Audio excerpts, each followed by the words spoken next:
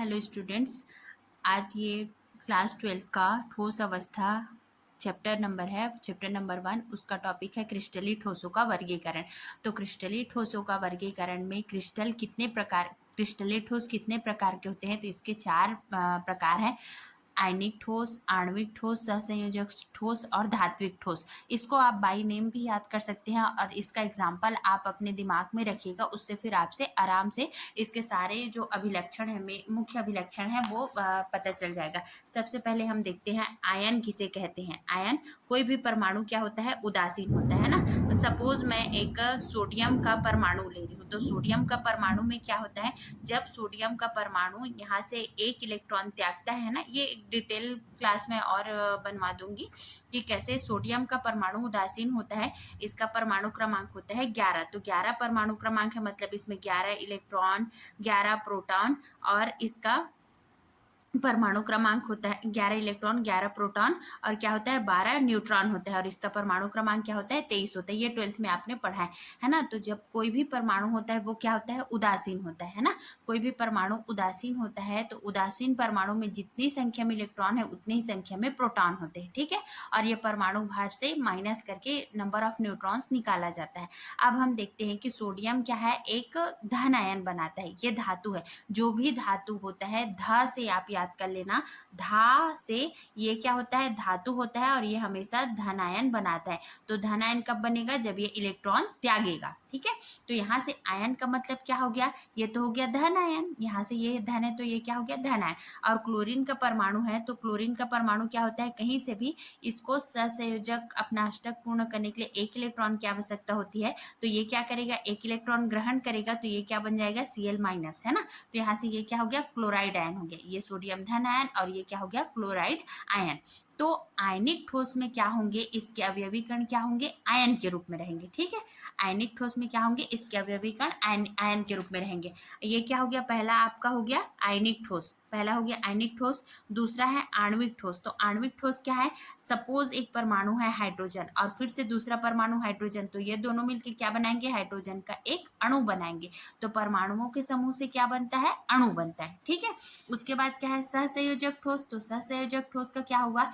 कोई भी परमाणु अपने सहसंयोजक बंध द्वारा आबंधित होकर के जो क्या बोलना चाहिए, जो भी मॉलिक्यूल बनाता है वो सहसंयोजक अणु कहलाता है। और इस प्रकार का जो ठोस रहता है वो क्या कहलाता है? सहसंयोजक ठोस कहलाता है, ठीक है। सॉरी। और यहाँ से ये सहसंयोजक बंध से इन लोग आबंधित होते हैं, वो सहसंयोजक ठोस कहलाएगा। और उसके बाद क्या है? धात्विक बंध। तो धात्विक बंध यहाँ, ये आपको यहाँ से समझ आएगा। सोडियम है, धन आयन है, एक इलेक्ट्रॉन त्याग करके ये क्या बना? धन आयन बना, ठीक है। तो यहाँ से ये धात्विक ठोस। अब इसका आपको ना सीधे एग्जाम्पल याद करना है। आयनिक ठोस में आयन के रूप में रहेगा, आणविक ठोस में अणु के रूप में रहेगा, सहसंयोजक बंध में क्या होगा? ये सहसंयोजक आबंध से आबंधित होंगे। और धात्विक ठोस का क्या होगा? ये धातुओं के मध्य पाए जाने वाला बंध होता है। इसमें एक बहुत इंपॉर्टेंट क्वेश्चन बनता है कि धात्विक बंध क्या है, समझाइए करके। अब इसका मैंने आपके चैप्टर बुक से थोड़ा सा एक्स्ट्रा नोट्स मैंने बनाए हैं, इसे आप पढ़ लोगे तो आपको बहुत अच्छे से याद हो जाएगा। उसके बाद आप अपने बुक से टेबल से डिफरेंस याद कर सकते हो या फिर इसी से भी बना सकते हो। अब आयनिक ठोस है ना, आयनिक ठोस का सबसे बढ़िया एग्जाम्पल होता है सोडियम क्लोराइड। जो हम लोग घर में नमक का उपयोग करते हैं उसका रासायनिक सूत्र होता है सोडियम क्लोराइड, और इसे साधारण भाषा में नमक कहा जाता है। तो इसके अवयवी कण है धन आयन और ऋण आयन। तो आपने पढ़ा है कि धन आयन और ऋण आयन के मध्य प्रबल विद्युत आकर्षण बल होता है ना, धन और ऋण है। तो क्या होगा? जब एकदम ज्यादा आकर्षण बल है तो इन्हें हम अलग नहीं कर पाएंगे, है ना। तो क्या होगा? कठोर प्रकृति का होगा। और ये जब दोनों बहुत स्ट्रांगली बॉन्डेड होंगे तो इनका गलनांक क्वथनांक क्या होगा? उच्च होगा, है ना। तो इसका पॉइंट देख लेते हैं। प्रबल स्थिर वैद्युत बल, मतलब यहाँ पे धन आवेश और ऋण आवेश के कारण क्या होगा? यहाँ पे इनके मध्य का जो बल होता है वो प्रबल स्थिर वैद्युत बल होता है। अब जब ये स्ट्रांगली बॉन्डेड है तो इनका गलनांक और क्वथनांक उच्च होता है। ठोस अवस्था में ये कुचालक होते हैं परंतु गलित अवस्था में सुचालक होते हैं। आपने देखा होगा कि नमक को आप जब ऐसी लेंगे तो उससे हम करंट सप्लाई सप्लाई नहीं कर पाती, परंतु जब हम नमक को पानी में घोल देंगे तो क्या होता है, उससे हम करंट सप्लाई कर सकते हैं। वो क्या करता है, विद्युत का सुचालक हो जाता है। क्यों? क्योंकि पानी में घुलते ही वो उसके अवयवी कण अलग हो जाते हैं। ठीक है, उसके बाद ये कठोर और भंगुर प्रकृति के होते हैं। अभी आप नमक का पाउडर तो नहीं, पुराना जैसे रॉक सॉल्ट या फिर जो खड़ा नमक आता है उसको देखोगे तो उससे ये समझ आ जाएगा कि ये कैसे कठोर और भंगुर प्रकृति के होते हैं। अब दूसरा देखते हैं आणविक ठोस, है ना। तो आणविक ठोस का भी प्रकार है अध्रुवीय आणविक ठोस, ध्रुवीय आणविक ठोस और हाइड्रोजन आबंधित आणविक ठोस। तो अध्रुवीय क्या होगा, जो नॉन पोलर हो, मतलब जिसमें धन, ध्रुव का मतलब होता है आवेश, आवेशित, है ना। जैसे ध्रुवीय यौगिक क्या होते हैं, जिनमें धन आयन और ऋण आयन दोनों हो, वो ध्रुवीय यौगिक कहलाते हैं। अध्रुवीय यौगिक क्या है, जिनके अवयवी कण आयनों में नहीं होते, वो अध्रुवीय यौगिक कहलाते हैं। तो देखो अध्रुवीय आणविक ठोस, तो अणु क्या होगा, जब दो परमाणु मिलेंगे वही क्या कहलाता है, अणु कहलाता है। तो यहाँ से आणविक ठोस क्या हो गया, ये हाइड्रोजन का अणु है, ये क्लोरीन का अणु है। तो यहाँ पे दोनों सेम परमाणु है, तो इन्हें हम प्लस माइनस में डिफ्रेंशिएट नहीं कर सकते, है ना। हाइड्रोजन का जो अणु है इसमें क्या है, एक हाइड्रोजन परमाणु और एक हाइड्रोजन परमाणु, ये दूसरा क्लोरीन का अणु है, इसमें ये पहला क्लोरीन का अणु, ये दूसरा क्लोरीन का अणु। तो क्या होगा, ये इनमें दुर्बल अंतराण्विक बल के कारण ये क्या होंगे, नरम होंगे। आप ही ध्यान रखिएगा, जैसे बाय द वे मैं एग्जांपल लूँ, नारियल का छिलका उससे बहुत स्ट्रांगली बॉन्डेड रहता है, बहुत ज़्यादा मजबूती से रहता है। तो उस नारियल के छिलके को निकालने के लिए हमें ज़्यादा बल की आवश्यकता होती है। तो वो क्या हो गया, आप ऐसे समझ जाओ कि उसका अंतराण्विक बल ज़्यादा है। और जो दुर्बल है, बाय द वे मैं एग्जाम्पल लूँ प्याज का, है ना। तो नारियल का छिलका निकालने के लिए हमें ज्यादा एनर्जी की आवश्यकता होती है, परंतु प्याज के छिलका को हम आसानी से निकाल सकते हैं। तो जहां कहीं पे भी दुर्बल अंतराण्विक बल आएगा वो क्या होगा, नरम होगा। ये जब नरम है तो इनका क्या होगा, गलनांक क्वथनांक निम्न होगा। और आयन, यहाँ पे आयन है ही नहीं, इसमें क्या है, दोनों सेम परमाणु है। तो आयन की अनुपस्थिति के कारण ये क्या होते हैं, कुचालक होते हैं। जहां कहीं भी आयन होगा वही किसी भी चाहे विद्युत या फिर और उष्मा और विद्युत के लिए सुचालक का काम करते हैं।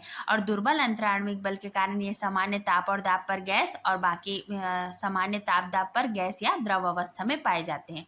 ठीक है, यहाँ तक क्लियर। उसके बाद देखते हैं ध्रुवीय आणविक यौगिक। अब ध्रुवीय आणविक यौगिक क्या है, देखो यहाँ पे ये दिख रहा है HCl, ये है HCl और SO2। तो HCl को मैं यदि वो करूँ, इसका आयनन करूँ तो हाइड्रोजन प्लस, है ना, ये हाइड्रोजन प्लस और Cl माइनस होगा, तो ये इसका आयनन हो गया। अब ये आयनन है तो ये क्या होगा, हाइड्रोक्लोरिक तो एसिड होता है। तो आप इसी को भी याद करके इसका प्रॉपर्टी बता सकते हैं कि ये नरम होते हैं, कुचालक होते हैं, अध्रुवीय ठोसों की तुलना में इनका गलनांक क्वथनांक उच्च होता है ना।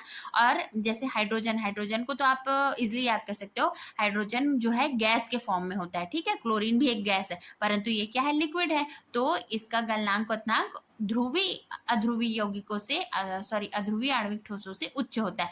गलनांक क्वथनांक उच्च न होने के कारण ये भी क्या होते हैं, द्रव या गैस अवस्था में पाए जाते हैं।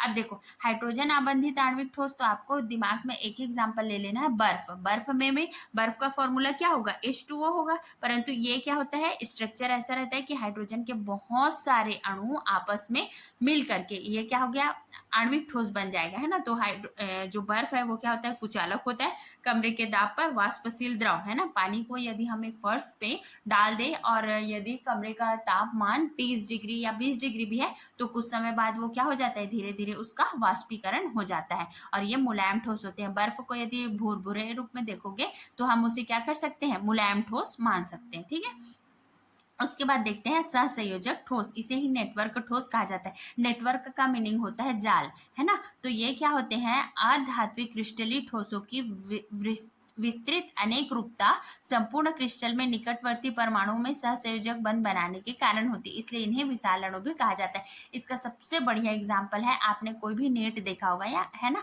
या फिर मछली पकड़ने वाला जाल, उसमें क्या होता है, एक छोटा सा ऐसा स्ट्रक्चर बना होता है ना। बाय द वे मैं उसका एक नेट का ऐसा स्ट्रक्चर तो देखते हो ना, यहाँ से ऐसे ऐसे ऐसे ऐसे बहुत सारे इसमें ऐसे जुड़ते जाते हैं, तो यही क्या कहलाता है, इसका नेटवर्क ठोस कहलाता है। ठीक है, तो यहाँ से इसे विशाल अणु भी कहा जाता है। ये अति ठोस होते हैं, भंगुर प्रकृति के होते हैं, गलनांक अत्यंक उच्च होते हैं, विद्युत रोधी। इसका एग्जाम्पल आप हीरा या ग्रेफाइट दोनों है ना, हीरा भी वैसे होता है। हीरा को तो आप जानते हो, इसका जो हीरा का उपयोग है वो आभूषण निर्माण में होता है। तो हीरा बहुत ठोस होता है, कुचालक होता है, परंतु ग्रेफाइट इसका जस्ट अपोजिट होता है। इसका थोड़ा सा आप रीजन पढ़ लेना, वरना एग्जाम में इसे स्किप भी कर सकते हो। ग्रेफाइट ये भुरभुरा पदार्थ होता है, सुचालक होता है। और ये क्यों होता है, इसका बुक में थोड़ा सा रीजन दिया है, क्योंकि ये एक्सेप्शनल है। ठीक है, उसके बाद देखते हैं कि इस लास्ट पॉइंट है धात्विक ठोस। तो धातु में क्या होता है, बाय द वे मैं एक एग्जांपल लूँ सोडियम का, है ना, सोडियम का।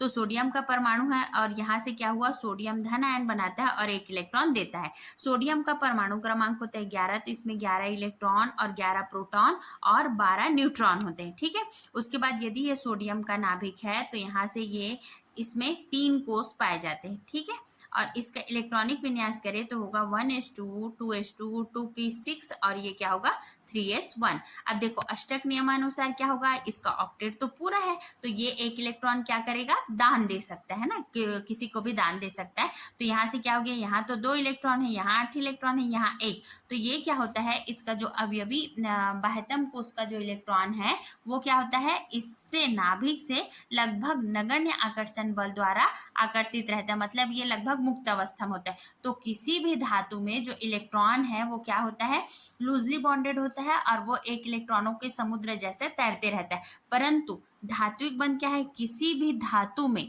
धन आयन और उस में निहित जो इलेक्ट्रॉन है उनके मध्य पाए जाने वाला बंध ही धात्विक बंध कहलाता है। जैसे फॉर एग्जांपल सोडियम भी एक धातु है और उस सोडियम में भी धात्विक बंध पाया जाता है। आपको एग्जाम में क्वेश्चन पूछा जा सकता है एग्जाम में या फिर वाइवा के क्वेश्चन में कि धात्विक बंध क्या है, समझाइए। अब आपको एक एग्जाम्पल ध्यान में रखना है। सपोज आपने सोडियम को ही ले लिया है ना, सोडियम भी एक धातु है। तो यहाँ से क्या है, धातुओं में अवयवी कण धन आयन और मुक्त इलेक्ट्रॉन होते हैं, क्योंकि धातुओं के आयनन ऊर्जा कम होती है और ये इलेक्ट्रॉन समुद्र के रूप में रहते हैं। तो ये क्या होगा, उच्च विद्युतीय और उष्मा के सुचालक होते हैं ना, इनसे करंट सप्लाई हो सकता है। ये विशिष्ट रंग के होते हैं। सपोज कॉपर एक धातु है, लोहा एक धातु है, सबका एक रंग होता है। चाहे मैं सोने की बात करूं, गोल्ड या सिल्वर, जिंक, है ना, ऑल मेटल्स क्या होते हैं, उनके एक स्पेसिफिक कलर होते हैं। ये आघातवर्धनीय और तन्य होते हैं, अर्थात इन्हें एक पतली तार के रूप में खींचा जा सकता है या पीट पीट के इन्हें एक चादर बनाया जा सकता है। इसका सबसे बढ़िया एग्जांपल आप लोहे को ले सकते हो, है ना। लोहे को लेके हम क्या कर सकते हैं, लोहे का तार भी बना सकते हैं, उसे पीट के उसके एक लोहे की चादर भी बना सकते हैं। हम लोहे को आसानी से गला सकते हैं क्या, नहीं, वो हैवी होता है ना। घनत्व का फॉर्मूला क्या होता है, घनत्व बराबर द्रव्यमान बटे आयतन होता है। घनत्व बराबर द्रव्यमान बटे आयतन।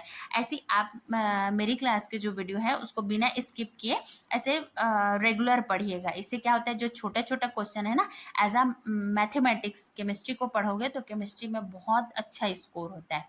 तो यहाँ से ये इनका घनत्व उच्च होता है। अब देखो आप थोड़ा सा सम अप कर लेते हैं। यहाँ से इनका ये 4 टाइप हो गया, है ना।